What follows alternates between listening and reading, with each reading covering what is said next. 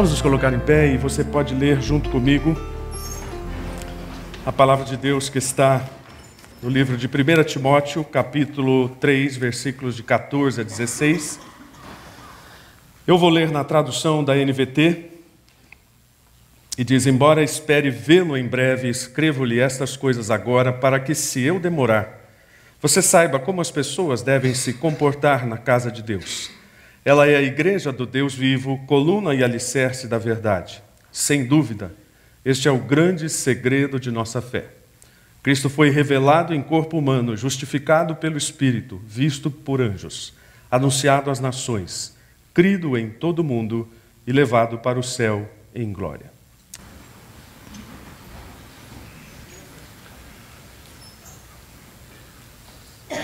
Os estudiosos da cultura entendem que Woodstock foi o primeiro grande evento em que se criou a ideia de massa nos fenômenos de comunicação. Foi a primeira ideia, talvez, da civilização ocidental e o primeiro momento em que as pessoas passaram a pensar que poderiam validar suas manifestações nas grandes multidões. Isso mudou o nosso jeito de ser, isso mudou o nosso jeito de pensar.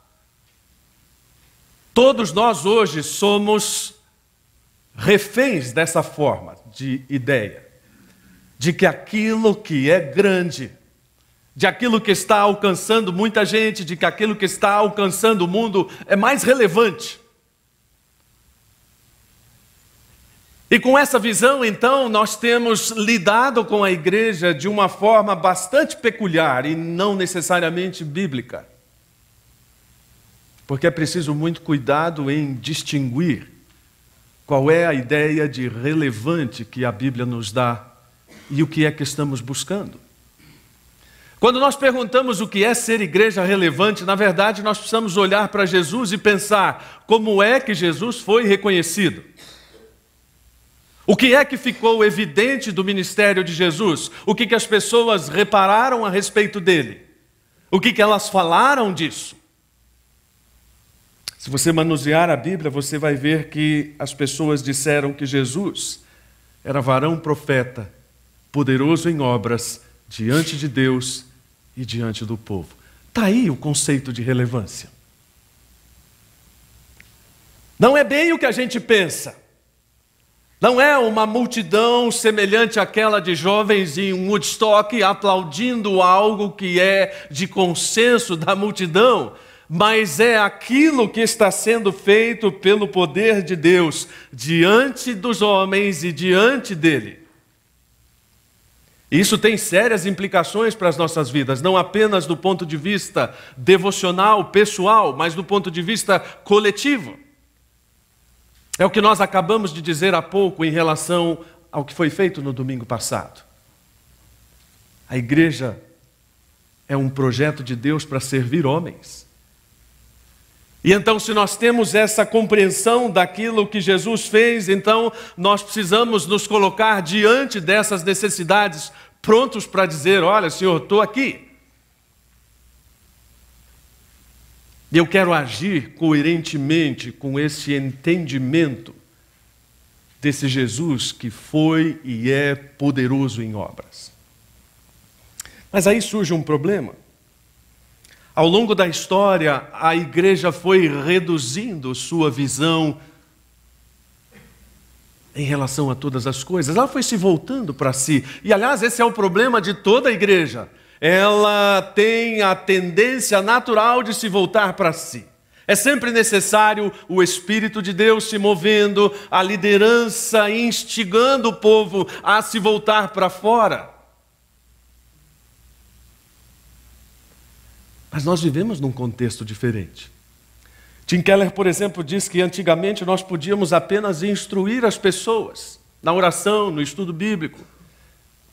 E isso bastava. Porque ainda que a igreja estivesse dentro de um ambiente não totalmente evangélico, mas estava dentro de um contexto cristianizado, as coisas são bem diferentes hoje. Nós já vivemos o pós-cristianismo, talvez não no mesmo estágio da Europa, mas nós já percebemos que a nossa sociedade já não é mais movida por esses valores cristãos.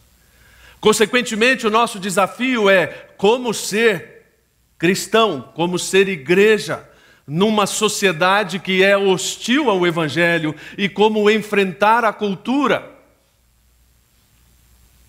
Não são poucos os teólogos que têm se debatido sobre isso, e não são poucas as ideias sobre isso. E claro que reduzir isso aqui a algumas perguntas é um desafio. Mas o que os cristãos estão fazendo? Bom, perguntando para si se nós devemos ser pessimistas ou otimistas em relação à mudança cultural. Vamos nos colocar para dentro dos nossos lugares de culto e dizer não adianta, porque esse mundo está perdido, nós não temos nenhuma capacidade de influência. Ou nós podemos olhar para o mundo e dizer, bom, a cultura atual, ela é boa, redimível e pode ser que não esteja fundamentalmente caída. Percebem como isso tem sérias implicações para nossas posturas missionais, eclesiológicas, pessoais? A resposta que nós damos é a resposta sobre a nossa compreensão do papel da igreja, de como a igreja se relaciona com tudo que está à sua volta. Não é uma discussão sobre uso de recursos tecnológicos. Não é uma discussão sobre linguagem. E é claro que cada um de nós é bem consciente de que toda a tecnologia que temos à nossa volta é recurso de Deus. Que uma linguagem que seja compreensível para a nossa época é recurso de Deus.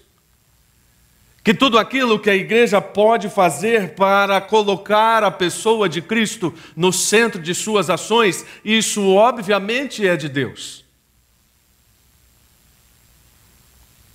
A questão é como não fazer da igreja algo permanentemente atrelado às últimas modas. Porque aqui reside a grande questão de tudo, a necessidade do nosso tempo é espiritual. E se nós quisermos acompanhar a última moda, nós não estaremos oferecendo nada relevante àquilo ou para aquilo que as pessoas estão buscando sentido.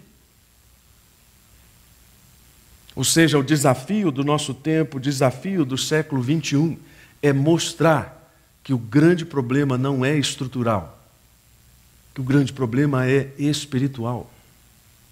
E fazer disso o nosso movimento maior na liderança do Espírito Santo, obviamente, na busca de alcançar pessoas, lembrando que Deus estabeleceu a igreja como uma sociedade alternativa, não para fugirmos e nos refugiarmos nela, mas para fazer dela um novo paradigma para o mundo. Para fazer dela uma nova possibilidade de conforto e esperança para o mundo. E como é que a gente faz isso? Bom, aí são outras perguntas. E outras perguntas ainda mais latentes, porque elas mexem com aquilo que o ser humano tem de mais profundo, sua espiritualidade. E aí eu repito, por isso que nós não podemos nos tornar reféns de qualquer modismo, de qualquer receita de bolo para a igreja, mas precisamos olhar para aquilo que a figura de Jesus nos desafia, como eu disse no começo. David Platt é um desses autores que tem dito, ou tem perguntado, e se? E se? Cristo está, na verdade, nos impelindo para confrontar a cultura. Permita-se, no mínimo, sentir-se incomodado por esse e se. Eu gostava muito, aliás, eu aprecio a criatividade da publicidade.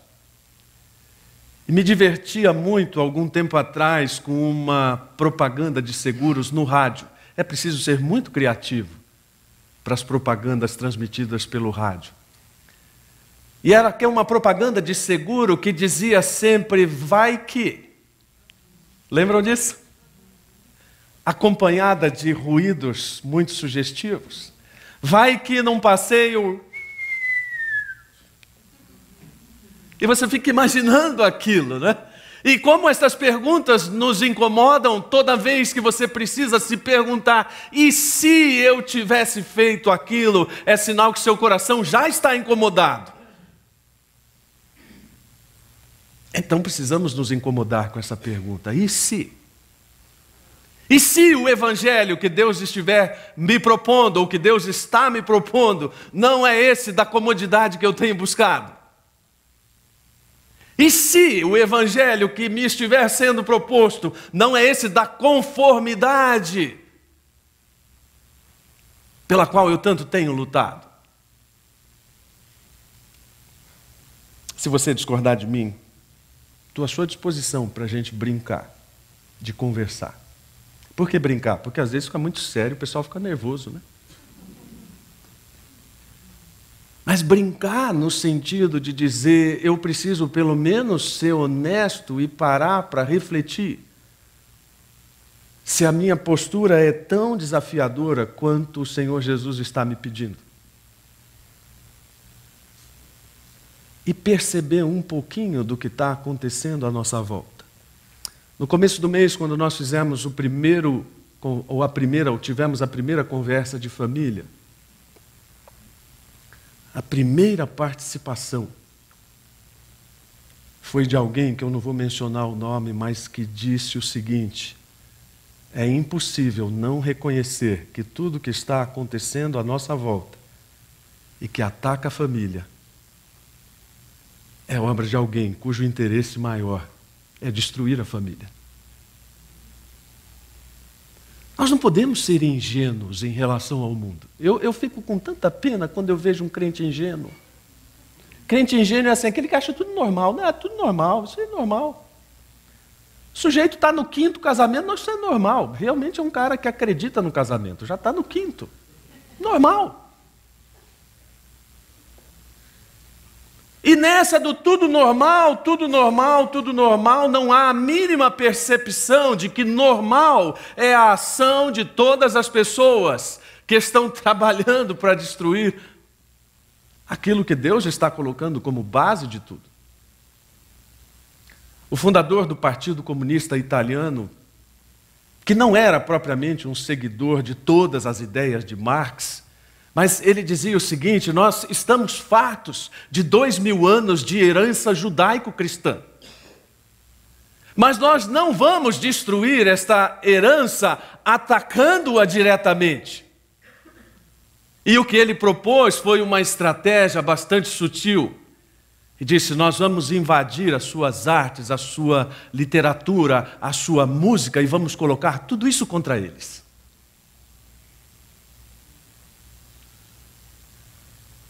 E aí então os crentes olham para isso e dizem: não, mas isso é normal. Como normal?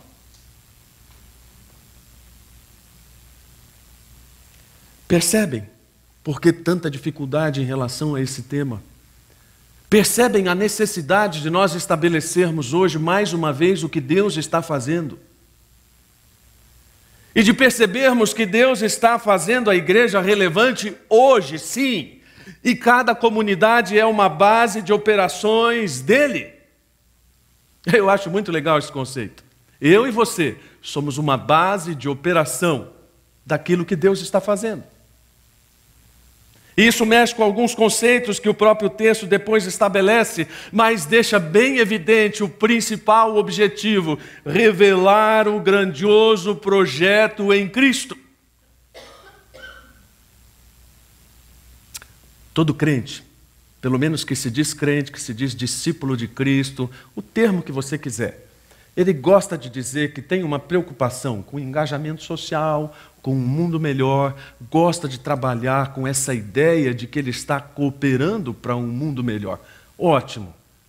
Eu parabenizo você, só não bato palmas porque estou aqui com esse negócio na mão. Mas tem uma coisa: não é completo se você não disser Estou trabalhando por um mundo melhor, cujo projeto foi revelado por Deus em Cristo. Porque senão, aquilo que talvez eu não preciso repetir no restante desse sermão, muitas ONGs fazem melhor que nós estamos fazendo. Muitas pessoas são muito mais competentes naquilo que nós estamos abraçando. Mas como eu disse domingos atrás, nenhuma dessas pessoas, sem a ideia desse projeto, é capaz de realmente trabalhar por um mundo melhor, onde a pessoa de Cristo seja anunciada como aquela que vai reunir em si todas as coisas. O apóstolo Paulo tinha essa percepção e essa urgência de ensinar as pessoas. A urgência que muitas vezes nós não estamos tendo. Isso é realmente algo importante. Aliás, igreja é coisa importante. Igreja é tão importante que o apóstolo Paulo não pode nem esperar a oportunidade de ir lá. Ele diz, eu estou escrevendo agora, porque isso aqui é urgente e eu preciso dizer, antes mesmo que eu tenha a oportunidade de ir aí, eu não sei quando vou poder, então deixa eu falar agora isso. E eu preciso orientar você sobre estas responsabilidades. E é Paulo falando a um jovem pastor que precisava lidar com a escolha de presbíteros, de supervisionar o culto, de todas as incumbências que alguém que tinha uma igreja não profissionalizada em suas mãos. Em suma, Paulo está dizendo para ele, igreja é coisa séria. Não brinque com isso. Essa não é só uma mensagem para líderes. Essa é uma mensagem para todos nós, que às vezes temos a tendência de tratar a igreja como a menor de nossas prioridades. E eu não estou falando de estar aqui numa celebração. Estou falando num termo muito mais amplo. Aliás, muitas pessoas me parecem sem querer fazer juízo e ao mesmo tempo sem querer ser superior, porque não são, ou não sou. Mas algumas pessoas, me parecem, querem comprar um plano de espiritualidade pré-paga para tudo que é de Deus. E bem pouquinho, no caixa do mercado. Carrega aí R$50 para Deus. R$50 que se esgotam com 2 minutinhos de oração por dia, talvez. Com uma celebração por mês. Com uma contribuição a cada 6 meses. Isso é tudo que elas têm para Deus, uma espiritualidade pré-paga, entre aspas, que não reflete a visão da importância e da centralidade do que Deus está fazendo através da igreja. Do que Deus está fazendo através da minha vida e da sua vida. Por isso que a relevância da igreja precisa ser lembrada e é o que Paulo está fazendo para ele. Não que Timóteo precisasse ter essa ideia relembrada. Mas Deus já sabia que essa seria a palavra que nos abençoaria 2000 anos depois, e então Deus vai instruindo Timóteo para que nós hoje sejamos instruídos a respeito da relevância da igreja e a respeito de como a nossa conduta como a igreja, ou como igreja, impacta o mundo. Semana passada o Douglas estava me falando que enquanto iam, ele, a Lilian e mais essa pessoa entregar as roupas para os refugiados venezuelanos, essa pessoa dizia, mas por que vocês estão fazendo isso? Eu já lidei várias vezes com essas perguntas. Em alguns projetos sociais nos quais nós estávamos envolvidos, no ministério anterior, as pessoas perguntavam assim, mas isso é de graça mesmo? Eu dizíamos, é. Mas vocês gastam para fazer isso? Sim, gastamos. E por que não nos cobram? As pessoas se incomodam com tudo que a igreja faz e pode ser que o impacto seja não positivo necessariamente, mas às vezes seja negativo. O que precisamos ter em mente é que Paulo está dizendo que nós, como coletividade, é que somos a casa de Deus. Quando você diz o pessoal lá da minha casa, isso inclui o jardineiro? Não necessariamente. Inclui o caseiro? Não necessariamente. O pessoal da sua casa é o pessoal da sua família. É o pessoal com quem você mantém um vínculo. É o pessoal que agora está numa relação no meio de tantas pessoas, privilegiada por causa daquilo que você é dentro dela. E claro que Paulo está estabelecendo um paralelo diferente com aquele templo da velha aliança em que as pessoas precisavam estar lá.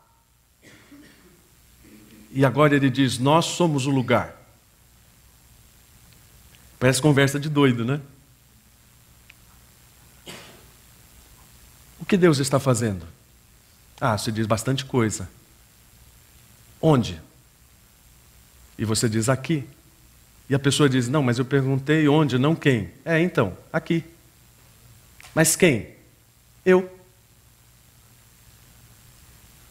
As dimensões dessa discussão tomam novos rumos, porque agora a ideia de local foi desconstruída, foi abstraída.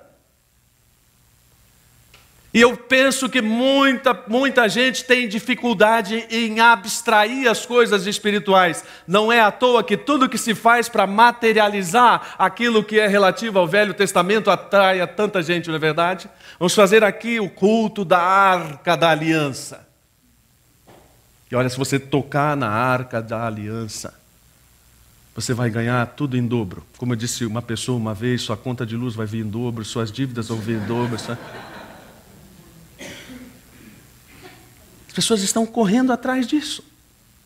Vamos tocar na Arca da Aliança. Não precisamos mais tocar na Arca da Aliança. Não precisamos mais ir até determinado lugar, seja ele onde for, onde Jesus pisou, onde Jesus não pisou, porque Jesus já pisou aqui e aí, de tal forma que agora eu sou o lugar, você é o lugar, nós somos o lugar e nós somos a casa. Nós somos a base da operação de tudo que Deus está fazendo. E quanto mais nós nos articulamos em relação a isso, mais nós pensamos no que Paulo tem em mente. Isso é público. O jeito como vocês fazem as coisas, o jeito como vocês são, tem um impacto lá fora. Não é ser família só para usufruir de tudo aquilo que é privilégio em família. Não é ser família apenas para passar uma ideia de família certinha, é ser família para impactar o mundo com um jeito que o mundo desconhece de ser família. Daí a preocupação de Paulo. A relevância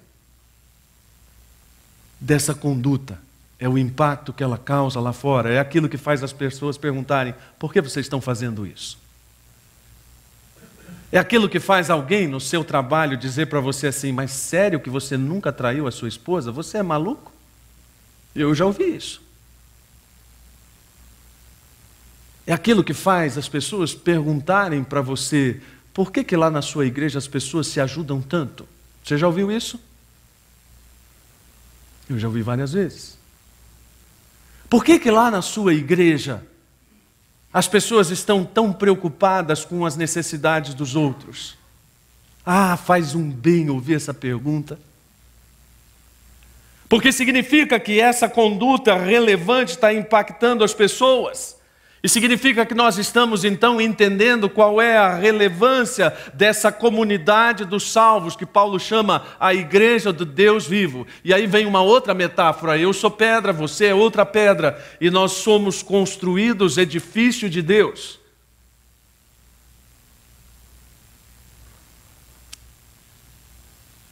Acho muito interessante isso. Porque a consciência que cria em nós, e essa semana uma pessoa que foi doar sangue para o Edu, passou uma mensagem no WhatsApp dizendo, nossa, é tão bom servir. O WhatsApp é uma bênção, né? Ele me faz feliz várias vezes ao dia e infeliz na mesma proporção. Mas é tão bacana quando a gente recebe uma mensagem de alguém que está entendendo as coisas de Deus e está devolvendo aquilo na hora para a gente. Puxa, como Deus é bom. Puxa, como é bom servir a Deus. Puxa, como é bom ajudar uma pessoa. Como é bom confortar uma pessoa. a gente vai vendo que essa base de operações, na verdade, vai perdendo o seu sentido, porque nós perdemos a ideia do que é ser igreja. É mais fácil transferir a responsabilidade para um determinado lugar, especialmente se for na rua Doutor Bacelar, 1043. Onde o nosso compromisso é no domingo às 11 da manhã e eu posso escolher se vou uma vez por mês, 2, 3, 4, ou talvez uma vez a cada 2 meses. Fica mais fácil do que esse compromisso ostensivo de ser, na verdade, a consciência da casa, de ser a consciência cristã da conexão e das interconexões, e como essa palavra tem sido usada neste ano aqui na CB Moema. Conexões, conexão, conectados, relacionados, relacionais, em relacionamento com Cristo. Aliás, já que falamos tanto em WhatsApp, coloque lá no seu WhatsApp, em um relacionamento sério com Deus. Bacana, né? Ou no Facebook, sei lá, onde você quiser. E faça disso uma expressão de vida. Coloque no seu celular, quando ele abre aquela mensagem. O que está escrito na sua mensagem do celular, quando você liga? Não precisa dizer. Mas coloque alguma coisa bacana, do tipo assim, vivo pela graça, do tipo vivo para servir, do tipo sou parte da família de Deus, alguma coisa que lembre você, logo de cara, que aquele aparelho pode ser bênção na vida, e no final do sermão a gente vai ver como. Porque entendendo isso, nós vamos para a última parte, que é entender a relevância da mensagem. E aí Paulo está de novo usando uma metáfora que seria muito bem compreendida por aquelas pessoas. O templo de Ártemis tinha 127 colunas, cerca de 20 metros de altura. Quando Paulo diz, vocês são colunas, é óbvio que essa figura vem à mente. E a metáfora arquitetônica nos traz a ideia de que nós estamos segurando a verdade de Deus. Isso não tem nada a ver com a nossa verdade infalível ou essas outras coisas absurdas e heréticas que têm sido ensinadas. Mas tão somente que você e eu fazemos parte, de novo, dessa comunidade, mas agora a ênfase de Paulo é na mensagem que nos dá a mesma natureza e ao mesmo tempo que nos faz sustentar a verdade de Deus de tal forma que ela possa ser mostrada como aquilo que Deus preparou para o mundo. Essa semana eu não lembro com quem eu estava conversando, mas eu sei que nos Estados Unidos há alguns campings em que a liderança é trabalhada de uma forma bem diferente. As pessoas são colocadas lá no meio da mata e vão então cumprir diversos desafios coletivamente. E num desses treinamentos, o líder que estava à frente daquela coisa dividiu as pessoas em 3 grupos e deu a cada grupo uma pequena quantidade de objetos diferentes. Para um deu cordas, para outro deu madeiras, pequenos pedaços de madeira, pedaço de tambor. E disse, agora vocês vão atravessar o rio. E então foi, imagine, aquela dificuldade, porque cada um tinha apenas uma parte dos objetos necessários para fazer o mínimo de alguma coisa que flutuasse até o outro lado.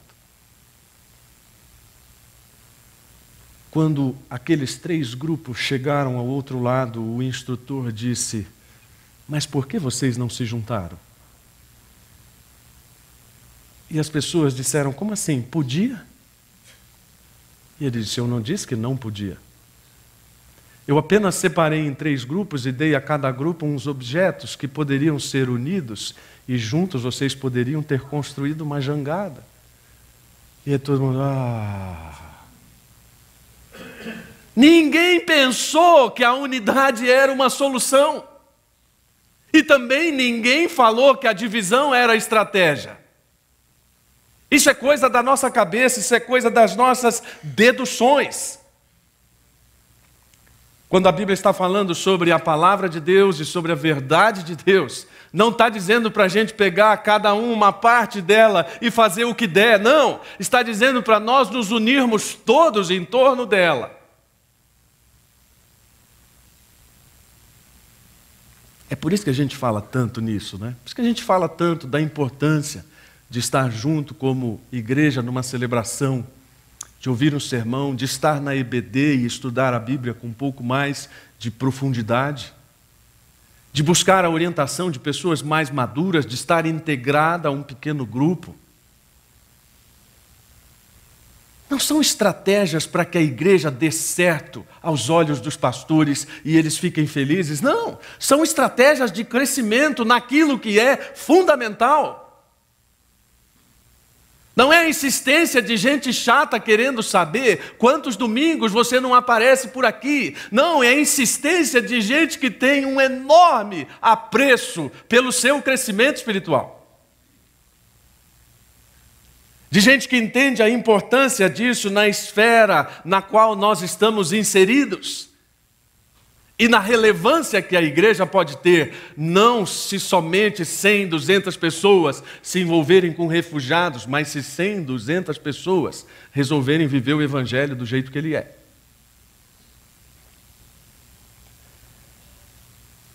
E então Paulo chega na relevância de Cristo.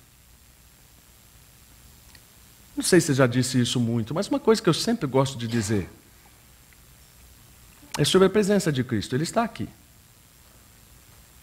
Isso muda o meu olhar sobre todos os aspectos. Isso me faz lembrar do quanto ele é relevante. Isso me faz lembrar que ele não é apenas uma figura histórica, mas ele é o segredo da nossa fé, e é isso que Paulo está dizendo. Ele é o segredo, na verdade, da nossa piedade operativa. Porque essa é a ideia de algo em que eu creio e me faz agir em função do que eu creio. E então Paulo está dizendo, esse mistério que era a pessoa de Cristo, que ainda não era conhecida de todos no plano da história, mas que agora foi conhecida. Nós não estamos falando de nada inalcançável ou de algo que transcenda a nossa compreensão, muito embora, em certo sentido, isso transcende. Mas estamos falando que agora a pessoa de Cristo já é conhecida de nós. E ela é a peça central da igreja. Na língua original nós temos uma espécie de hino com um arranjo poético bem diferente, que na verdade coloca toda a glória e toda a honra sobre a pessoa de Cristo, mas também faz um contraste entre os dois reinos, alternando estas realidades: carne, nações, mundo, espíritos, anjos, glória. Você pode ver que isso se alterna na sequência dos versículos, para mostrar que Deus está trabalhando em todas as esferas, na esfera celestial e na esfera terrena, para mostrar qual é a influência da igreja e como ele pretendeu fazer isso.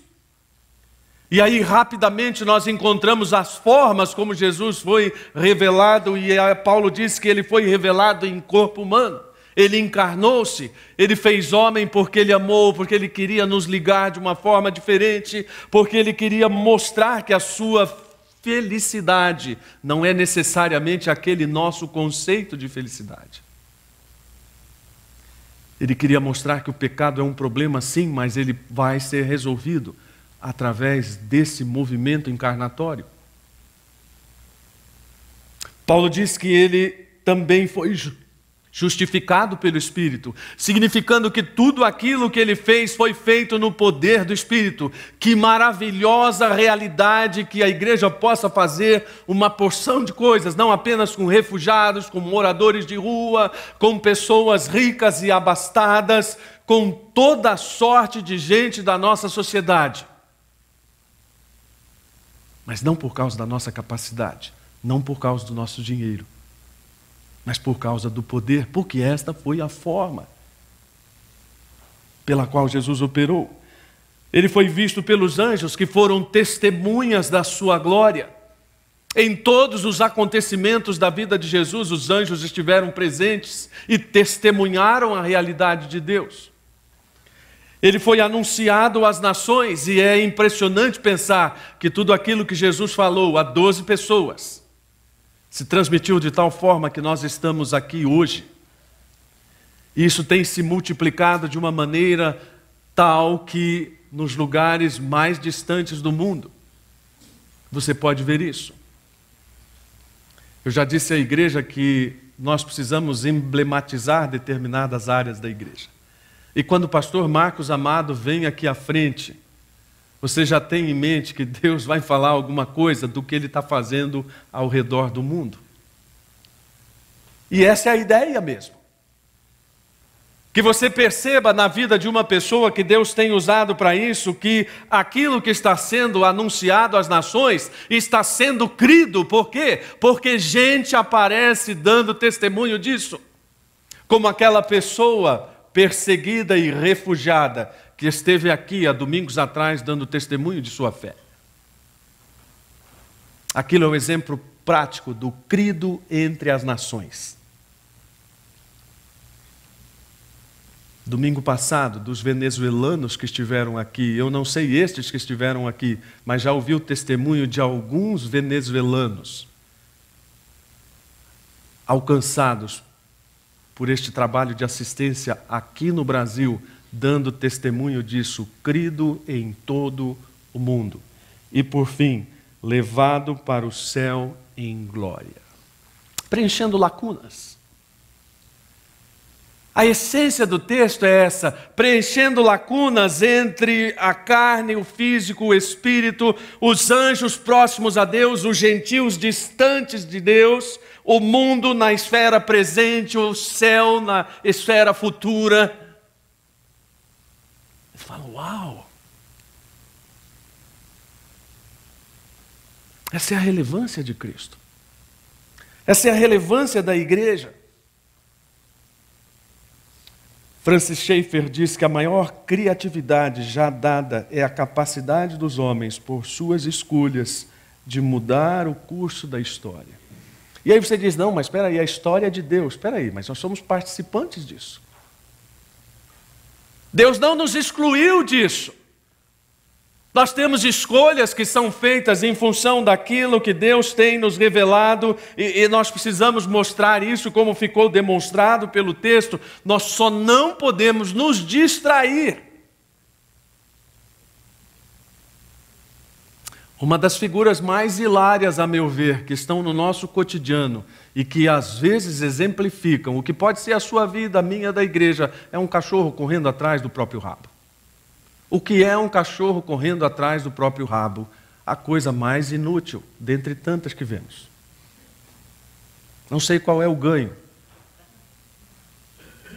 Não podemos nos distrair em relação a isso e precisamos pensar que a igreja está sendo esse instrumento de Deus. E eu quero terminar, como tenho feito, com algumas sugestões bem práticas para você. De como fazer a pessoa de Cristo relevante na sua vida e como, a partir disso, você faz a igreja relevante. Primeira delas, sabe o celular que você ficou olhando aí na mensagem? Não deveria? Brincadeira, não vi ninguém fazendo isso. Use todos os recursos que você tiver para abençoar pessoas, inclusive seu celular. Quando eu disse que o WhatsApp é uma bênção, não é propriamente o WhatsApp que é a bênção, é o uso que você faz dele. Né? Você tem que ficar mandando videozinho, fotinha, pensamentozinho, powerpointzinho, tá? Pode até ter o seu valor, mas sabe o que tem valor mesmo? Uma mensagem do tipo, orei por você hoje, estou orando por você. Aquele desafio que eu fiz alguns dias atrás, né? Passe uma mensagem dizendo, existe algo que eu possa fazer para você? Gostoso foi receber o retorno das pessoas que fizeram isso. Uma delas me mandou até os prints das telas da pessoa que respondeu, chorei quando li sua mensagem. A gente não está acostumado com isso, né?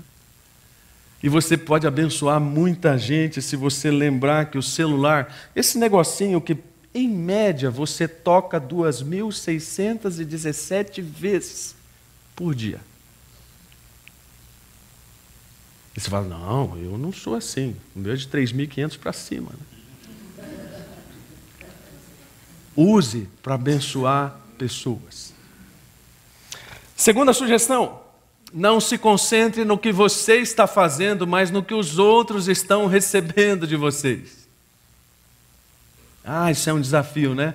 A maior parte de nós acha que é uma benção. Nossa, eu sou um sujeito fenomenal. A gente não fala, porque, claro, fica chato falar isso. Só alguns abusados têm coragem de dizer isso. Mas nós pensamos. Eu sou um sujeito sensacional. Uma mulher, na verdade, foi fazer uma palestra para um grupo de mulheres cristãs e ela disse assim, sabe, Deus me revelou que eu sou tão linda que Ele está me querendo do lado dele. Uau, que mensagem edificante para um grupo de mulheres. E se eu estivesse lá, eu diria para aquelas mulheres, então vamos orar para que isso agora se consume. E essa sua beleza esteja ao lado de Deus, para encantá-lo. Quando nós perdemos o foco no que nós somos e colocamos o nosso foco no que estamos produzindo nos outros, talvez o que nós vamos ver seja bem diferente do que estamos pensando que estamos produzindo. Terceira sugestão, viva em constante adoração. Quando você adota um estilo de vida de adorador, sentindo-se casa de Deus, sentindo-se pedra, sentindo-se coluna, isso aqui é extensão do que já aconteceu. Na verdade, isso aqui não é um peso, isso aqui é uma alegria. Eu não sei, eu gosto tanto de cantar, você pode até pensar que é músico, mas, puxa, cada música que eu canto aqui, eu quero cantar de novo, quero continuar cantando.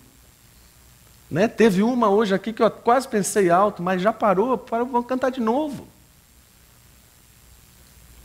Porque isso é só desculpe usar uma palavra agora meio difícil, um corolário. Aquilo que completa o que aconteceu em toda uma semana e que te reveste de uma porção de coisa boa para aquela que vai começar. Quarta sugestão. Integre-se a um pequeno grupo de cristãos e seja bênção nele. Eu sei que é difícil chegar num pequeno grupo, não é?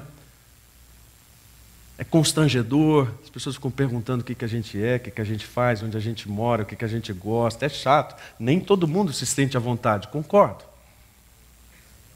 Mas, por outro lado, é bom ter o apoio de gente que vai prestar atenção nas nossas necessidades e em tudo mais. Última sugestão, aliás, última não, penúltima, atenda a uma necessidade de serviço. Olha, aqui hoje tem mais ou menos 200 oportunidades de serviço. E se contar as pessoas que não estão aqui, isso sobe para 300, 400. Eu já observei uma coisa interessante na CB Moema. Eu não sei se é alguma coisa premeditada de bastidores. Há um rodízio, né, de pessoas. Se todas vierem no mesmo domingo, não cabe aqui. Aliás, hoje o rodízio deve ter falhado um pouco. Ressaca do Celebrec, talvez.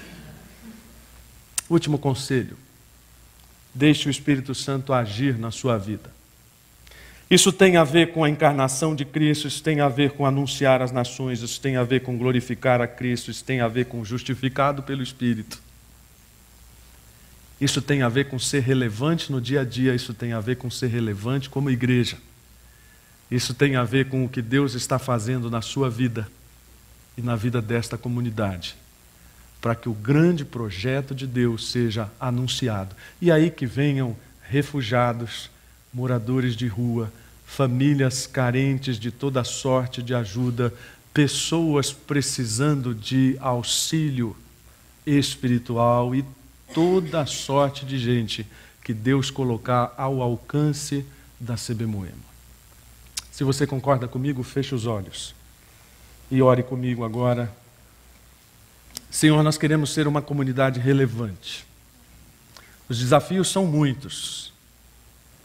Nós queremos aproveitar a cultura como meio de comunicação, mas uma cultura que glorifique a Cristo e que mostre que a redenção da humanidade não está propriamente na cultura, mas naquele que quer transformar toda a cultura. Que a nossa mensagem seja muito clara em relação à pessoa e à centralidade de Cristo. E que a ação da igreja cause um impacto enorme e digno de Cristo. Usa-nos, ó Deus. Levanta pessoas para fazer o que a igreja precisa fazer. Levanta pessoas para servir, mas também dobra o joelho das pessoas para orar. Que o Senhor levante pessoas para cantar aqui, mas que o Senhor também levante pessoas para abrir a palavra e ensinar e aprender. Que o Senhor levante pessoas para enxergar os desafios ao redor do mundo, mas também com sensibilidade para olhar do lado o vizinho, o cônjuge, o filho. Que o Senhor levante pessoas com capacidade para fazer toda a sorte de arranjo tecnológico que facilite o trabalho da igreja.